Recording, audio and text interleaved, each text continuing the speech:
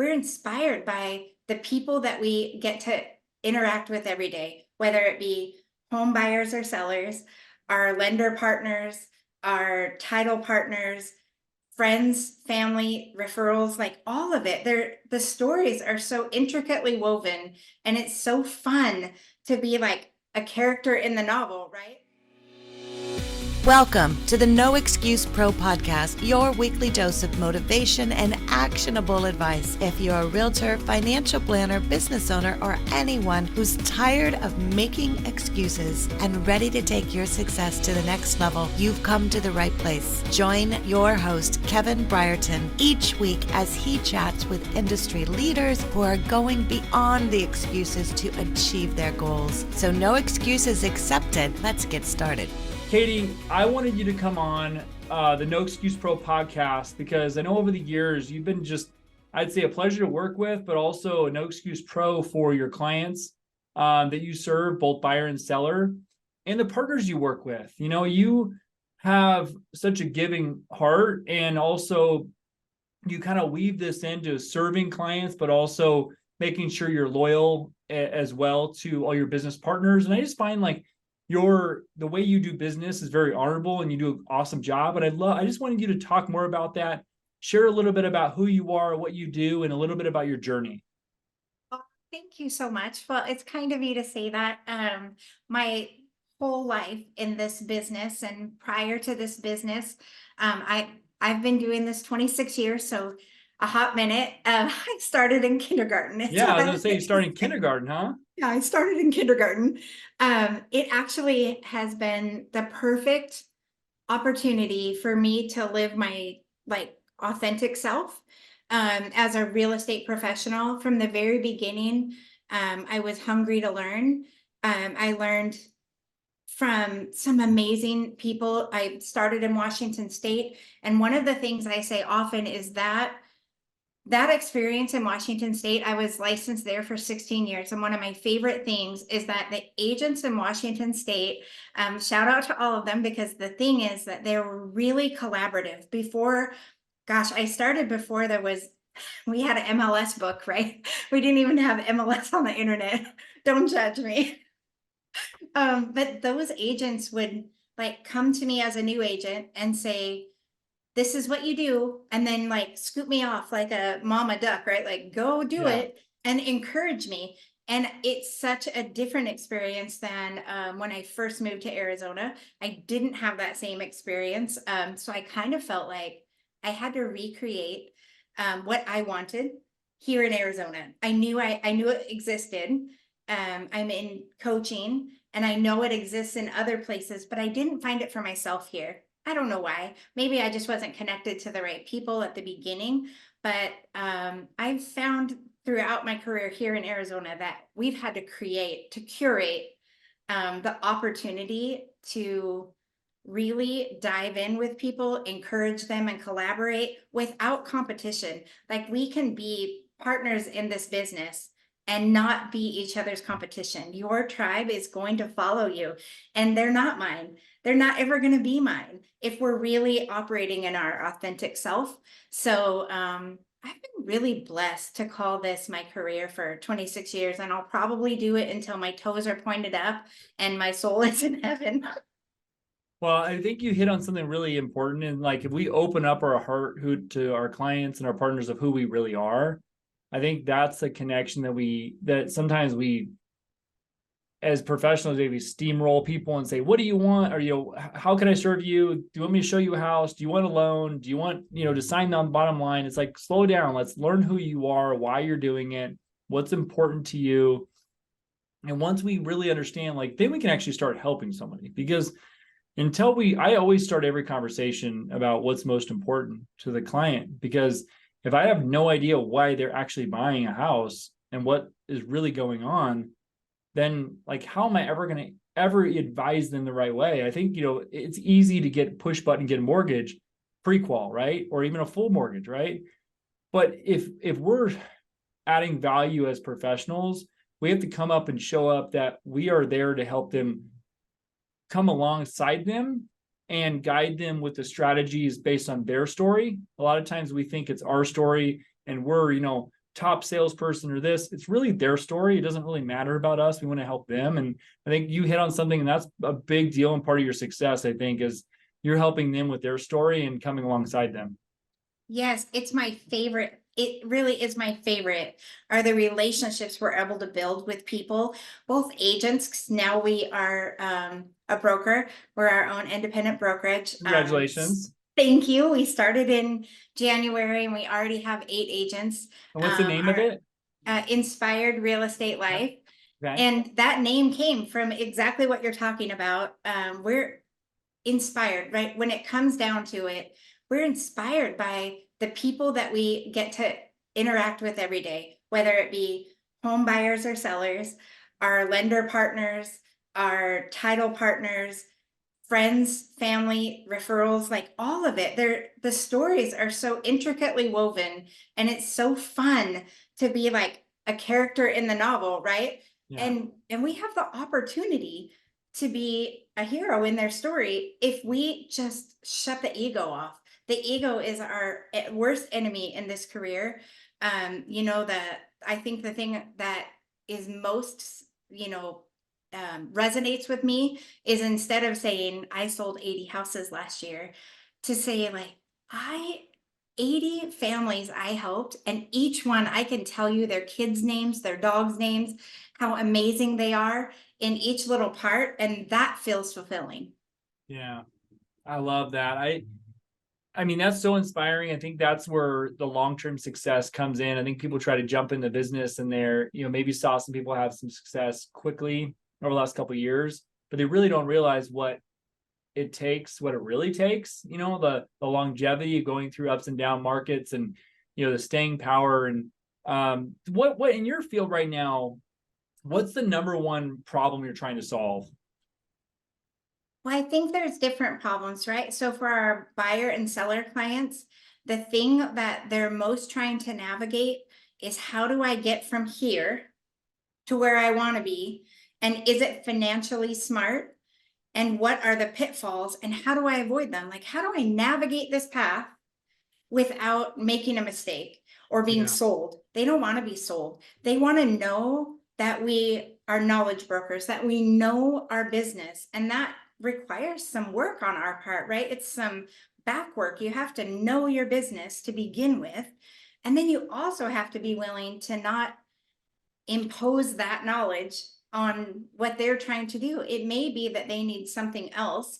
And I'm always really honest, like, ask me anything. And if I don't know the answer, I may not. Things change all the time. It's one of the things I love about this business. I have a lot of connections, but if I don't have the specific one, I'm going to find out for you. What a great opportunity for me.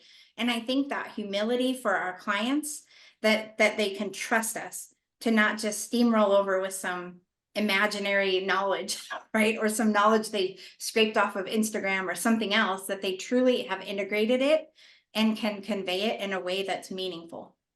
I think something that's important is the emotional intelligence that we have to have. It's really easy to get caught up, they want to cancel because of XYZ, or whatever sales environment you're in, whether it's financial advising or just a business owner trying to sign a contract. I think it's easy to be upset if something doesn't go, that sign on the bottom line, and they want to cancel. So inspections on a home, let's say something like is questionable, maybe it's a big issue, maybe it's a questionable issue. There can be some gray in there of what the real problem is. And it's really ultimately our job, and agent's job, is really just to guide them, tell them what the challenges are, and then let them decide. And sometimes it's easy. We just had a cancellation happen, and there was some like rafter issues, possibly like missing. And I loved it. I worked with this agent for years, and she's the last person to like force somebody into doing something. And she's like, here's what's going on. We did like 3 inspections. Like, what do you want to do? And the client was like, really, it was a return client of ours. And he was like, let's hit the reset button and let's go find something else. It's the right thing to do.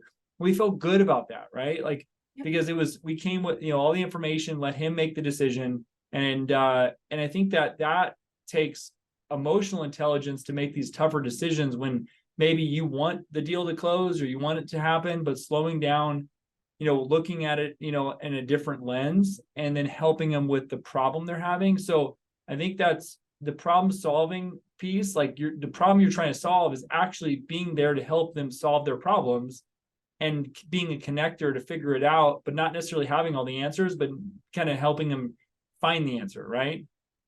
Absolutely. I think it's important. It's also, that's a great segue into, agents' problems too, because as a broker, the agents are also my client, right now. Yeah. And the problem for agents, I think everyone's all in arms about all this commission stuff going on. And the reality is, and I've done it for 26 years, so it's really fun because the agents who work in our office say, I feel like I should be nervous because everyone else is nervous, but I don't feel nervous. And I said, that's right, because your leader isn't nervous. And this is why, because you're learning how to do it right to begin with.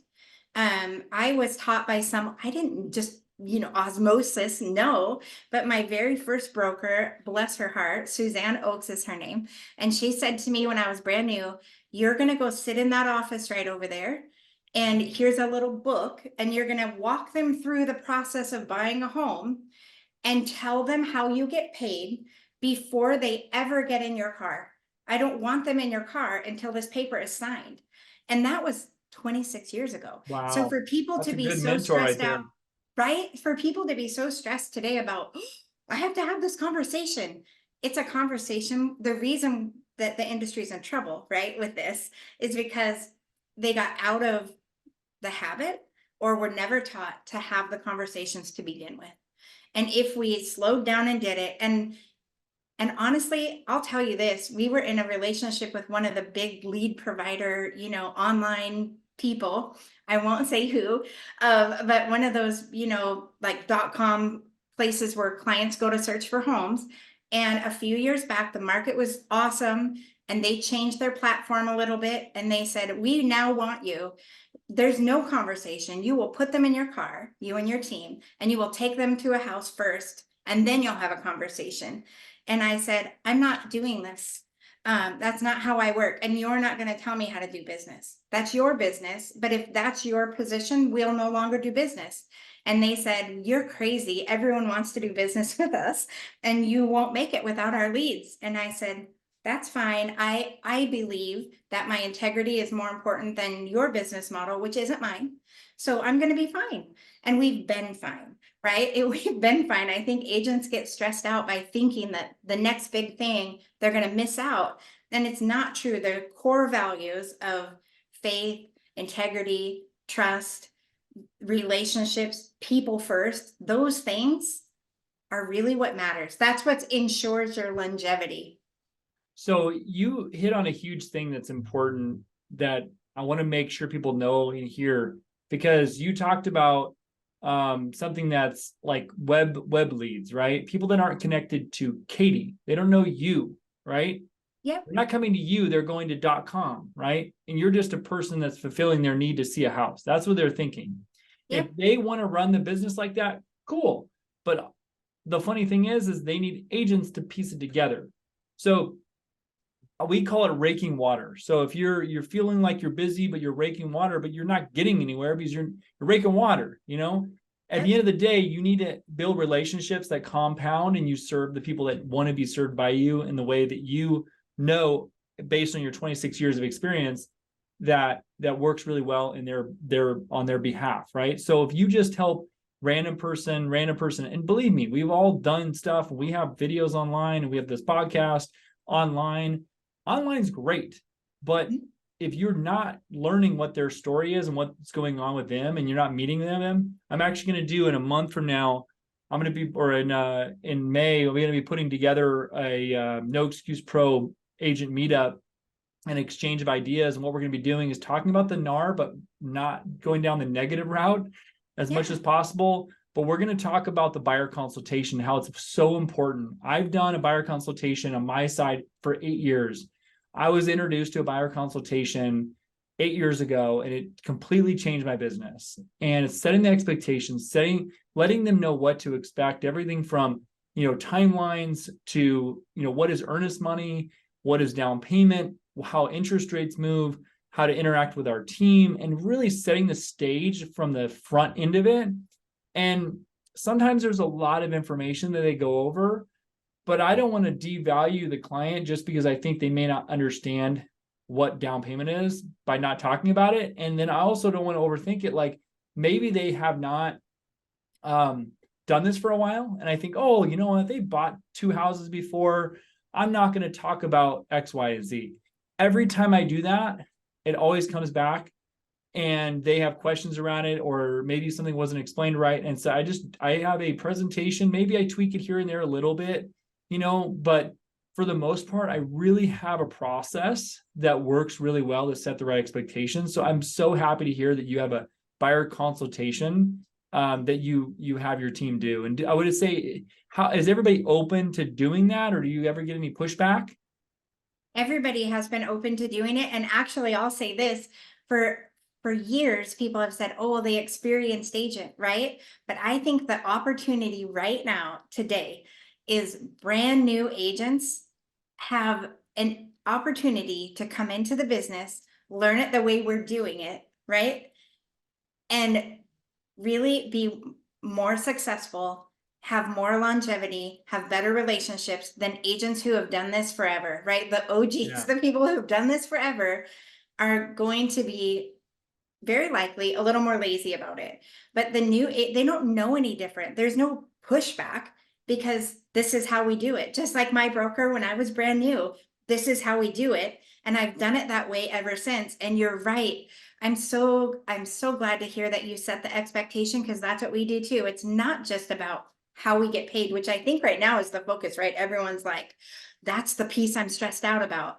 I don't know why you don't go to Nordstrom and assume they're going to give you the shirt, or Dillard's, right? Oh, I'm just going to take it home. You're going to Yeah. pay for it. And those people are going to be paid by their business.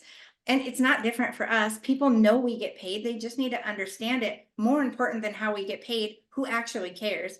Did we do a great job for them? And did they understand the process? Because tell me if this is true for you, but for me, the majority of our clients are either repeat, referral, or they come from another place, right? Arizona is we're really transient. There's a lot of people that Yeah. come and go from here. And I'm always saying, wow, so tell me about your experience before in whatever state. And it's totally different than here. So setting that expectation, this is what the contract looks like. These are the steps, and this is who has control at different times, is so critical, because then when we get to the contract, they're not afraid to write a contract. And Yeah. they know the next steps, and they might need a general reminder about this is how it works again. Just want to remind you, but that's a much more comfortable conversation than, hey, this is what we're going to do. That feels steamrolly, right? Yeah. But when we really set it up at the beginning and then just gently remind as we go through, that feels like an educated experience. Yeah. And That's they deserve awesome. that. Well, so in the light of like consumers that we're helping or families we're helping, we call them families, not files. So Yep. any families that you've helped, tell me when the family was considered a hero in their own story and why. Oh my gosh, I read that question, and you know what I thought? I thought, how could I pick just one? I love every single one so much, and each of them for different reasons. But I heard a story this morning, and I thought I'm going to incorporate that. So one of the things I love about our business, we learn something new every day, right?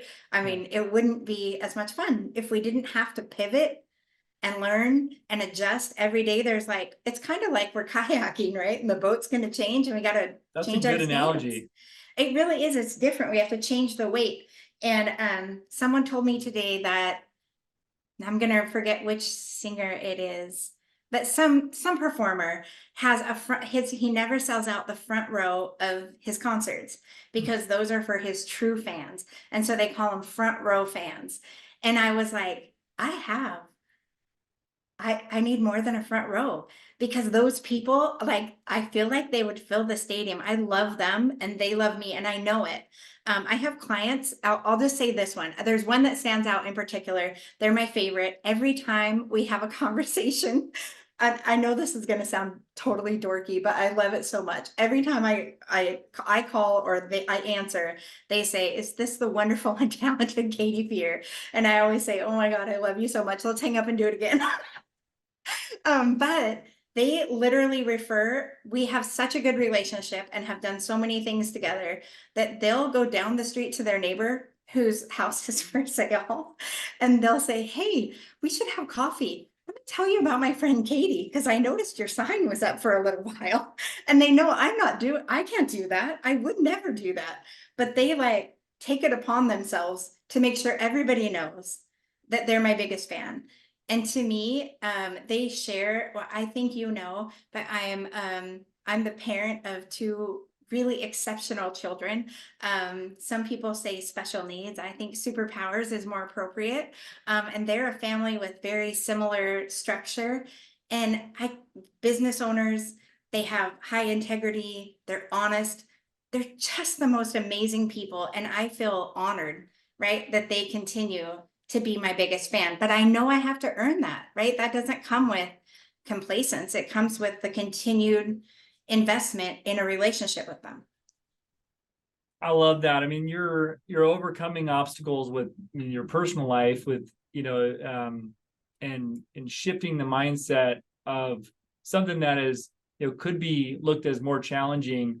And I love the superpower because it really is. Because there's plenty of people that have all their working limbs and they have everything good and they don't do anything with their life, or they have all these excuses, and it's really not about that. It's about what you're going to do with your situation and how you're going to make the most of where you're at, and also impact around people. I mean, one of the things that I did some work on, what really drives me, and I think one of the things that really drives me is worth.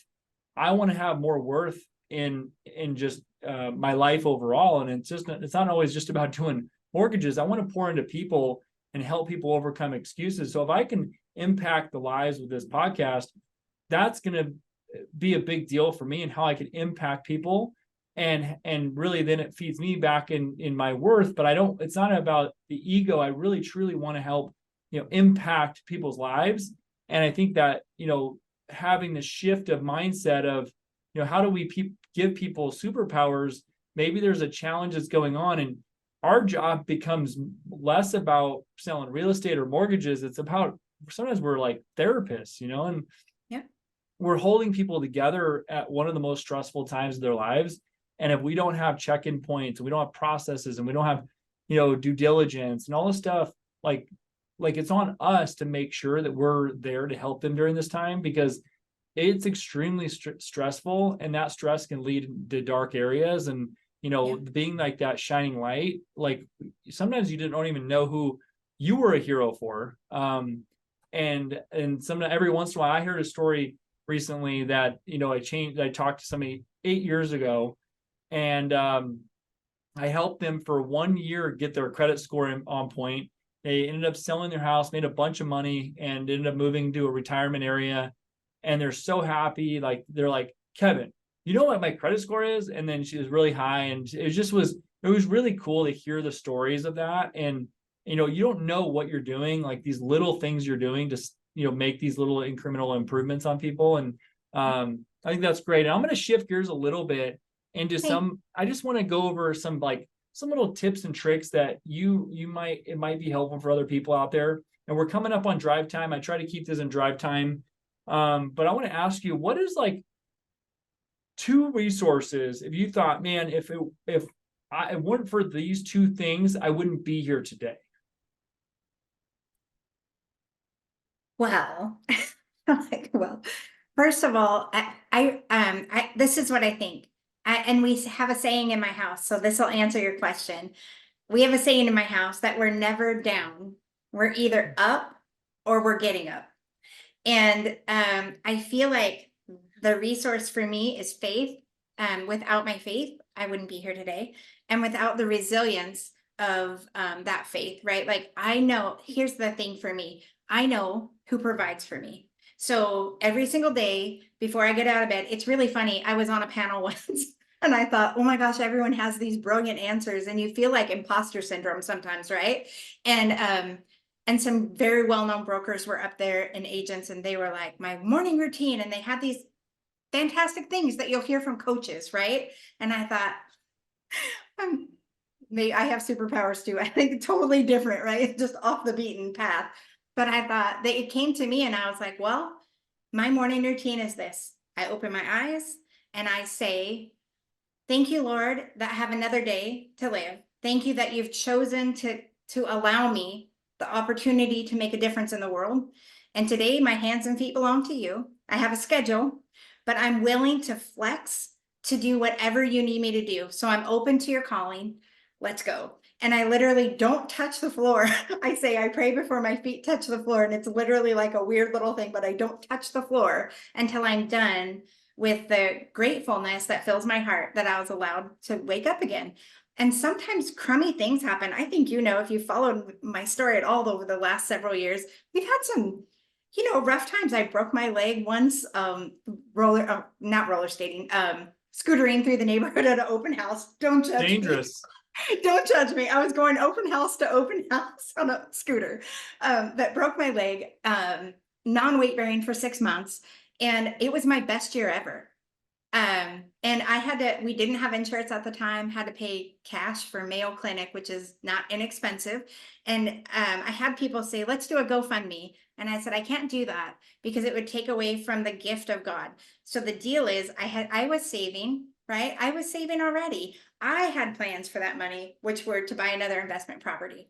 God's plans were different. That doesn't mean I need you to GoFundMe. God already funded me and he will restore what has happened. I have faith and I believe that.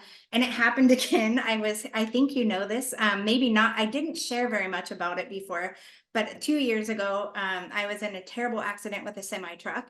And I had a severe concussion. That is no joke. I've said multiple times, it would have been better to break every bone in your body than to have like a brain injury. It was awful. But I have fought my way back with faith and following the doctor's orders, right? What to do. And I'm better than before is what I think now, right? But again, my best years ever in the middle of trial. So I really think it's the fire, right? These things that come to disrupt are really our biggest opportunities. If we just have the mindset and the stability first, our foundation of what's important to us, and we know where our worth comes from, we're able to serve in the world in a much more free way. And I think that's what has attributed to all those things.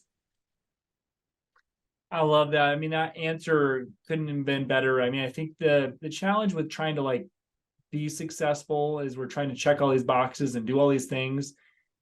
And then sometimes the story changes, but we have to have the faith is the overarching cornerstone for everything. Because I think it's one of the things with the no excuse is like a lot of people think they pray, give me a job, God, give me a job, give me money, let me win the lottery, give me a job, do this. And then it's like, well, I always love the story about, a job ad comes in the newspaper and then they throw it away. Oh God, give me a job. And a job ad comes in, God, and they keep throwing the newspaper away and they never apply for the job. At a certain point, God's providing you opportunities. And if you don't take those opportunities, then it's on you. And we are disrespecting the opportunity and God's gifts if we're not using everything we're given. And sometimes we're given things for reasons, and it's reasons to bless other people. And so, we were just reading something in a Bible study about this. And if we're like, we have to make the most of what our gifts are to be able to lend to other people. And it's not responsible for us to not do that. But there's so many people out there that are just waiting for something. They're waiting for the lottery. They're waiting for the next job. They're waiting for, it's like, no, you need to go. That's what I love about sales. I love sales. It's because it's like, I started no excuse. I had one of my teammates, I got a referral the other day, and the way my phone system is, it went to her. And she's like, oh, I typically don't talk to agents. I was like, all I did was I said, no excuse lender. And because I don't want excuses, right? Just give me a name and number, right? It's really simple. And so, but I think it's important that we just don't have excuses around things that we, all aspects of our life. And I think that having faith is the base for everything, because if we don't have faith, then what are you basing everything off of? So that is the foundation, and then we build off it, but it's our job to go out there and do the work as well. I just got done with a Bible study myself. I'm actually in this really cool study with agents from across the nation. We meet every Monday and do Very a cool. study together. And we're studying Proverbs. And I don't remember the exact verse, but what I do remember is that we were talking about, we do the planting, right? We have to plant the seeds. We have to plant the field. It's God who brings the rain. So that doesn't mean stop planting, because if you didn't plant, nothing's going to come up but weeds.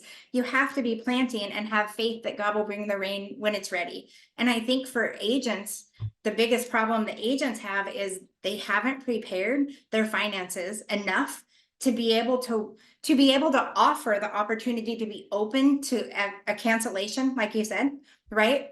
Or something to succeed. Instead, they go, oh, I need that sale. Well, that's because you aren't preparing, right? You haven't prepared your finances. So one of the things in our brokerage, one of my promises to the agents was, one of the things I will teach you is how to prepare your finances so that you're able to serve at the highest capacity. You won't be able to if you spend every paycheck to paycheck. Well, and something else too is important. If you're going to go out and tell people to buy investment homes, but you yourself don't own a home or have no investment homes, then like, are you really that good of an advisor? Like if you really think about it, especially, if somebody's new, okay, but if you're 10 years in the business and you've never bought a house, like, tell me a little bit more about that, like what's going on here? And I actually looked up, it was on Matthew 25, talking about, he talked about how he gave servants, they gave servants different bags of gold, and one person multiplied it to 5, from 5 to 10. Another person went from 2 to 4. Another person buried it. And he's like, what are you doing? I mean, I gave you, you have been, you have been faithful with a few things. I will put you in charge of many things. So if you're faithful with a few things, it'll give you more things, right? But for the example of the person just burying it and saying, I have it safe and I gave you back the gold. Well, you're not doing anything with it. You need to go out and do something with it. So I think that the giving back for the stability of your agents and letting them build out, cash flow, something that I think that we need to, as an industry, is really teach the rich dad, poor dad mentality in a sound way, because we sit here and work and work and work. And really, if you're a realtor, you should have 2 businesses. You should have your real estate business that you're helping clients, and you should have your cash flow business that you're building out. I know you have, and I think that is extremely important, because then you're going to come place from knowledge. You're going to have even be able to help your clients even more. So I think that's really, really cool, your brokerage, to be able to be doing that. I think there's a patience that comes, right? When you know that you've already been trustworthy with what you've been given, there's a patience that you're able to give other people, because it's no longer about you, which it never was to begin with, right? But if you're strapped for cash, then sales, that's what gives sales such a bad name, right? Is, oh, well, they forced me into that, or they pushed me. Well, we shouldn't push anyone. We should give them all the information that they need transparently so that they can make a good decision and we can help them execute. That's our job. Yeah. Well, this has been a great conversation, and we're coming up drive time, and I think we can keep talking and talking for a while. Love the conversation here. But Katie, if somebody wanted to learn more about your brokerage and where you're out of, just give a little bit about you and just how they would contact you. Oh, I love that. Thank you. Well, Katie Fear, broker and owner of Inspired Real Estate Life. We are located in downtown Phoenix, so 821 North 5th Avenue. I always do that. 821 North 5th Avenue. You can't miss us because we're seriously the cutest house. We're in the historic district downtown. actually Phoenix's very first neighborhood, if you didn't know that. Wow. And so it's one of the original residences. It's commercial residential, but it looks like a little house. Bright yellow door and windows, which is my favorite color. And we're here to serve the community. So our goal really is to serve the community. You can see us at the office. You can follow me on Instagram. I'm at Katie Fear, at my own name, so it's easy to find. And always someone could call me. Don't email me. Terrible at email. But my phone number is 480-500-6412. And I always answer my phone. I am the agent that answers my phone, so much so that my clients from 20 years ago still call me. I don't live in the same community, right? A different state. They still call me today and ask me who they should work with back in Washington State. So that shows how much relationships mean to me. And I can't wait to hear from anyone who feels that way. That's very cool. Well, Katie, thank you so much for being on the No Excuse Pro podcast, where we're helping people break through excuses, overcome challenges, and take on their dreams and accomplish their goals. So thank you again so much. I appreciate it. Have an awesome day. And I love our next conversation. We'll have to have you back on because I think there's some other things we want to go over down the road. But I really appreciate you. Thank you so much for your time. What an honor. Thank you so much for having me. And there you have it, folks. Another enlightening episode of the No Excuse Pro podcast is in the books. A heartfelt thank you to today's guests for sharing their wisdom and to you, our valued listeners, for spending your time with us. If you're ready to ditch the excuses and level up, make sure to subscribe and find all our episodes at noexcusepropodcast.com. Don't forget, the only thing standing between you and your goals is the story you tell yourself. So no excuses accepted here. Take action and make it happen.